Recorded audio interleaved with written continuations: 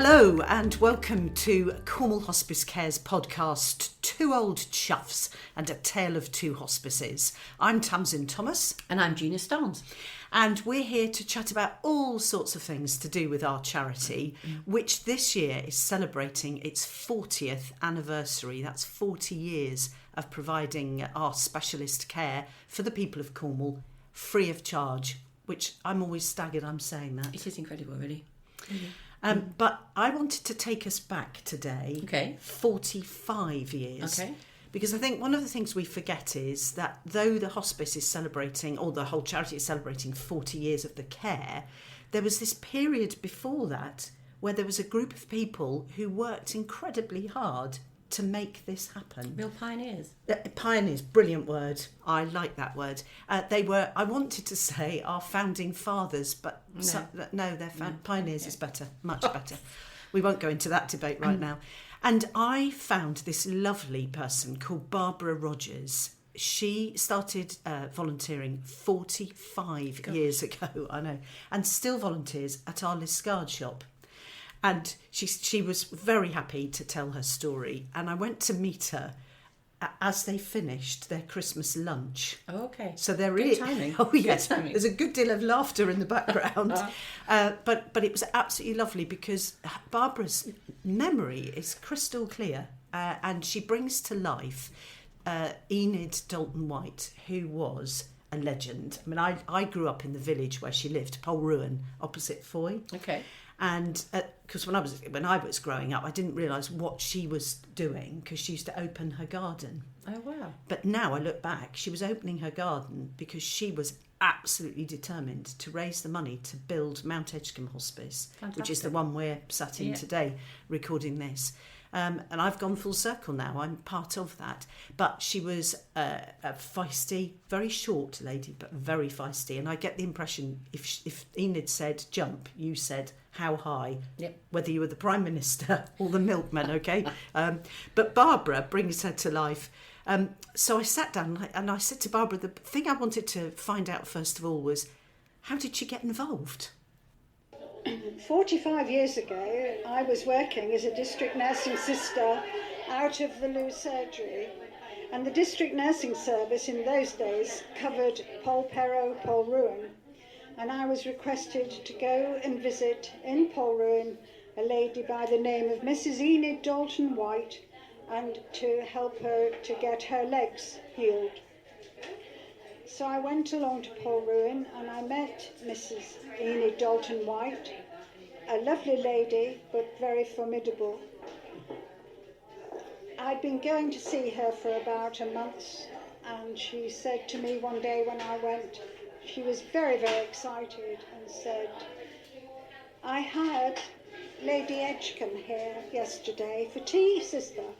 And I said, "Oh, that was wonderful." She said, "Well, it was." She said, "Because she's had a vision." I said, "Really?" She said, "Yes, she's had a vision that a hospice would be built in Cornwall." She said, "And do you know," she said, "I'm going to see that it's built." So I said, "Well, that's wonderful." "Oh, yes," she said, "but you'll help me." So I said, "Will I?" And she said, "Oh, yes." So I did. And I was informed that I needed to go home that afternoon and recruit 8 to 10 people, friends of mine, and form a committee. And that would be the first fundraising committee in Liskeard. We formed this committee and we went off to St Matthew's Fair, to Goosey Fair, to the Honey Fair, and all round anything that was happening in Cornwall. It's extraordinary. What a fantastic memory. And I just love that Lady Mount Edgcumbe had a vision. I love it. But I guess for the hospice movement around that time, I think it was about 1967 when St Christopher's was built in Sydenham with Cicely Saunders. And so there were lots of people that had those absolutely, pioneering visions of that time, because actually I think, we just started to realise that care for our dying, wasn't good. And to be able to kind of think, well, actually, we need to do something about it, go home this afternoon and form a committee is marvellous, isn't it, really? And to get things started. And of course, Enid Dalton-White, I think Lady Mount Edgcumbe had been very clever in who she'd chosen to speak to, because Enid had nursed 2 husbands through cancer. And had obviously felt a huge strain about that, and missed a level of support that she probably didn't know what that level of support looked like, but knew it should have been there. I think it's really it's very difficult for people to become a carer, and so actually to have some of that support and locally, I think I can understand where she's come from. But I just love the thought that this poor nurse, who was probably very busy anyway, walks in the door and it's yes. Now you're here, I've got a plan. But I'm always fascinated by Enid, because I had met her. I'd had the privilege of meeting her, and I knew what she was like. I can understand how she made it all happen. But of course, for people who hadn't, she was a very small little lady.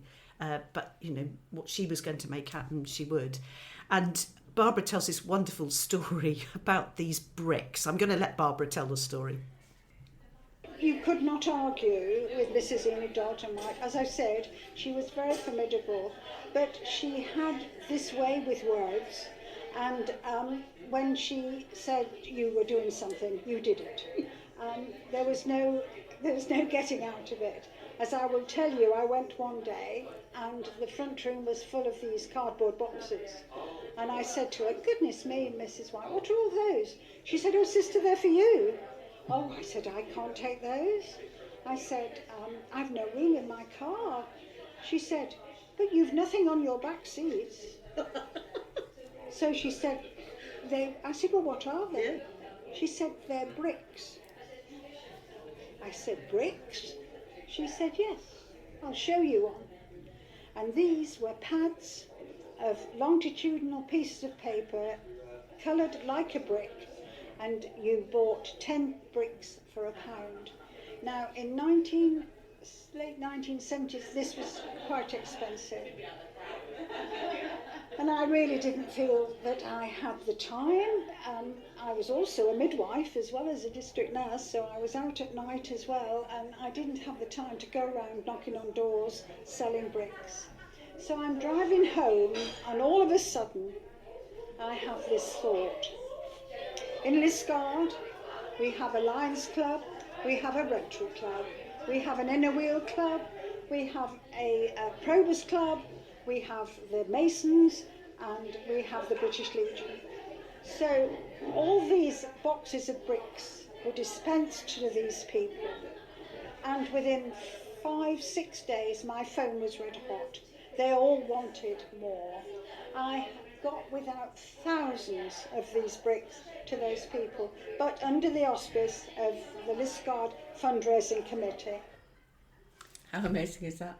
I'm just pleased she wasn't on a bike. Yeah. That would have been really difficult. I'd always ask a busy person. Yes, absolutely. Wow. Isn't that extraordinary? Yeah. And you bought 10 bricks for £1. Yeah. What would £1 buy now? Nothing. A cup of coffee, maybe, a cup of tea? It's extraordinary, isn't it? It's just incredible. And I just, it makes me smile when she says I was the district nurse. I was also a midwife, but I had a bit empty back seats. All hours, yeah. I was going to be asked to do this job. Extraordinary, it really is. Hello, you're listening to Two Old Chuffs, A Tale of Two Hospices, a podcast from Cornwall Hospice Care. I'm Tamsin Thomas. And I'm Gina Starnes. And we're listening to a fabulous lady called Barbara.